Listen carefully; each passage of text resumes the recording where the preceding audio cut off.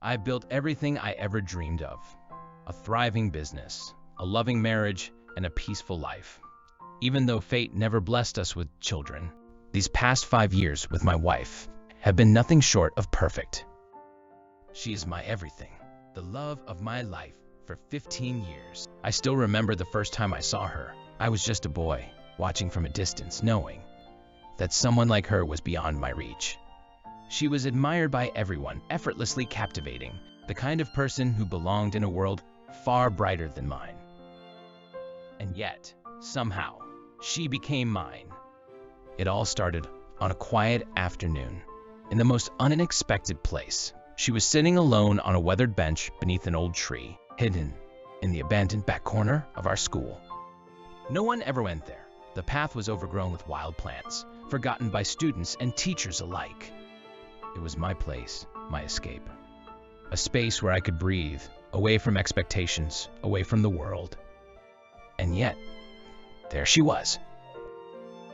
She looked different. Not the confident, untouchable girl everyone admired, but someone lost in thought, someone who, for the first time, seemed within reach. I stuttered, unsure of what to say. She turned sharply, her eyes wide with fear. Sorry, I didn't know anyone was here. I'll leave now. I'm really sorry. Her voice was soft but urgent, sincerity clear in her expression as she stood up, ready to go. "Now stay!" The words escaped my lips before I could stop them. Even I was shocked by my own boldness. What was I thinking? She didn't even know me. She hesitated, staring at me. "This place, it's not mine?" I fumbled, trying to explain myself. "It's for everyone." A pause. Then, to my surprise, she sat down again. All right. She glanced at the empty spot beside her and patted it lightly. Then sit. I obeyed. You're Miru, right? I froze. She knew my name? I could hardly believe it. I'm Shira. She introduced herself, as if I didn't already know. She was the kind of person everyone in our small town knew. Yet, somehow, she spoke as if she never expected anyone to know her. From that day on, we spent more and more time on that old bench under the tree. I showed her the parts of me I never dared show the world. And to my surprise, she did too. Dr. Kaito tapped his pen against his notepad and asked, "What do you think she saw in you that day, Miru?" What did she see in me? I had always thought I was just there, just some quiet kid who happened to stumble upon her. But now, as I sat in this cold, sterile office, her face in my memory felt different, warmer, closer. My voice cracked. I clenched my fists. I can't talk about her anymore. Dr. Kaito gave a small nod. "That's okay. We can take this slow. Our session is almost over anyway. We'll continue talking about your wife next time." I exhaled sharply, forcing back the emotions clawing at my chest. "Yeah, whatever." I stood up and walked toward the door. Before leaving, I muttered under my breath, "What a stupid session." I stood outside the office, the door swinging shut behind me. Just a waste of my time. The words felt hollow as they left my mouth. I entered the elevator, pressing the button for the first floor. The slow, mechanical hum of the elevator was the only sound as I leaned against the cool metal walls.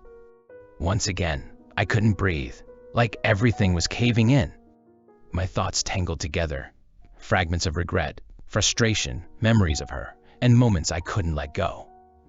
It felt like I was drowning in a sea of my own emotions, and no matter how much I tried to fight it, the water kept rising. Then, the elevator button clicked. The noise felt like an anchor, pulling me back to reality, grounding me.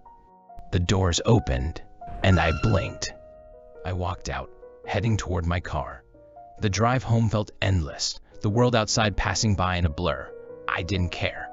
All I could think about was the mess inside me. As I reached my house, I was met by my neighbor's voice. loud and awkward in the silence of the street. Condolences to your wife, buddy. We're here if you need anything. He stood with his wife, both of them offering an awkward sympathy. He rubbed her shoulder, as if to comfort her, or maybe himself. It didn't matter. I didn't have the energy to respond. I just kept walking, not sparing them a second glance. Great display. Thanks, I muttered under my breath. When I finally made it inside, the silence hit me harder than I expected. The house was a mess. Pizza boxes, cup noodles, and soft drink cans scattered across the floor. Chips were spilled across the couch. I kicked a few boxes aside with my feet as I walked through the mess, barely noticing. I collapsed onto the couch, sinking into the cushions as if they might swallow me whole. Everything felt wrong, but in a way, everything also felt familiar. The emptiness was something I had gotten used to. Why did Dr. Kato even ask that stupid question? I muttered to myself, staring at the ceiling. The words were bitter, but I couldn't shake them. I reached for the remote to turn on the TV, hoping to distract myself. I had been watching a series, though I couldn't remember what it was about. Couldn't even tell what show it was. The remote refused to cooperate, though. It wouldn't work. I sat back on the couch, annoyed, and shoved the remote hard into the small table in front of me, but it was still unresponsive. Ugh, what the hell? I groaned, the frustration bubbling up inside me. I threw the remote across the room in irritation, and it landed somewhere in the mess of garbage littering the floor. No! I shot up, panic rising in my chest as I searched frantically through the clutter, but it was gone. I couldn't find it anywhere. I stood there for a moment, breath heavy, heart pounding. I had enough. My stomach rumbles loudly, cutting through the tension. I pressed my hand to my stomach in frustration. I dragged myself into the kitchen, opening every drawer, but there was nothing to eat. I checked the refrigerator, still nothing. Empty. My eyes landed on an empty bottle of water on the counter. I grabbed it and held it up, hoping for a miracle, but of course, it was dry. I sighed, turning to the sink, drinking water straight from the tap. It didn't help. The hunger gnawed at me relentlessly.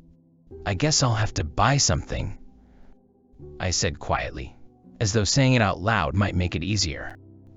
I drove to the store, picking up the essentials. More cup noodles, instant food, hot dogs. As I walked through the aisles, I noticed a pack of batteries. The thought of fixing the remote crossed my mind, though I wasn't even sure what size it needed. So I grabbed every size, just in case. As I made my way to the checkout, my phone buzzed. The screen read, "Manager." I sighed. "Hello? What is it?" I asked, my voice flat and unenthused. Mr. Miru, it's been weeks since you've come to the shop. There are some issues with the restaurant that need your attention. The place is on the verge of closing down. The manager's voice was tight, strained. I paused for a moment, irritated. "Just do your job. I'm busy." I tried to dismiss her, ready to hang up. This job has been draining on me since your wife. I haven't had any help managing everything. Her words faltered, and I could hear the exhaustion in her voice. I submitted my resignation letter to you last week, Mr. Miru. I guess you didn't check your mailbox, and I've already spoken to HR. That's why I'm calling. I wanted you to know. You and your wife have been great to me. I was silent for a moment, caught off guard by her words. I had no idea what to say. "Okay," I muttered, unsure of how to respond. With that, I ended the call. I didn't have the energy to process any of it. I proceeded to the cashier, paid for everything, and left the store. I placed the groceries on the table, moving through the motions, putting perishables in the fridge, canned goods into the drawers.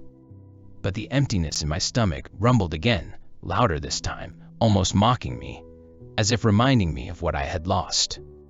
And then, out of nowhere, a wave of nostalgia hit me, sharp and painful. It wasn't just a memory, it was a flood. I remembered when my wife and I used to cook together at home, before everything changed. Back then, our kitchen was full of life. It wasn't just about the food, it was about us.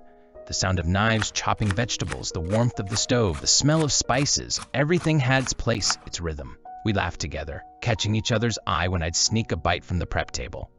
She'd playfully scold me, a mischievous glint in her eyes.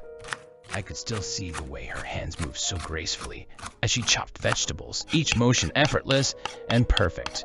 I could still feel the way my heart would swell every time our gazes met, that smile she would give me lighting up the whole room. The scent of freshly baked bread, the comforting aroma of a home-cooked meal. It was all so vivid, so alive, so full of possibility. Now, everything felt different. The kitchen was cold, the house too quiet, as though it no longer held the warmth of what it once had. It felt like a ghost of its former self, empty, silent. I stood there, absent-mindedly heating water for instant ramen. "So the restaurant is shutting down," I whispered to myself, the words tasting bitter in my mouth. I stared into the emptiness, my mind swirling with thoughts I couldn't quite grasp. The kettle whistled, breaking my trance. I poured the hot water into the noodles. I reached for the chopsticks, eating slowly. But I didn't realize, how the tears began to fall. They landed quietly on the noodles, mixing with the steam, blending with the silence of the room. I looked for the remote through the pile of trash. Without even trying too hard, I found it. I placed the batteries in the remote and turned on the TV, trying to fill the suffocating emptiness of the house. But the sound didn't reach me. It was just noise, background hum. It couldn't drown out the silence that had settled in every corner of this place. I walked back to the kitchen and grabbed the knife. This time, not for cooking. I hadn't touched a knife since she was gone. The weight of it in my hand felt wrong, yet oddly familiar. The one thing that used to bring life into our kitchen now felt cold. She was gone. The restaurant was almost gone. Her death had consumed me, dragged me into a place where nothing mattered anymore. The passion for cooking, the dreams we built together, they all seemed meaningless. What am I even doing anymore? No one would even notice if I was gone. Maybe someone would find the paperwork from the restaurant when all the employees resigned and look for me? It doesn't matter. I didn't have her anymore. I cried. I cried louder than I ever had before. The tears came, hot and unrelenting. I had already accepted it. Accepted that I would never see her again. That I was alone now. My mind went blank, the weight of it all too much to bear. The knife in my hand felt like the only thing holding me to reality, but I didn't care anymore. And then, I held the blade to my neck. I shut my eyes, the tears still falling. Before I could bring the knife to my throat, a voice rang out, sharp and urgent. "What are you doing, mister?" I didn't bother to open my eyes. It had to be my conscience, a last attempt at reason. Maybe it was my own mind trying to pull me back from the edge. But then, the voice came again, louder. "Put that knife down." I opened my eyes, expecting nothing. But there was an unfamiliar woman standing right in front of me, her face filled with concern. "Who the hell are you?" I said, shocked, my hand still gripping the knife.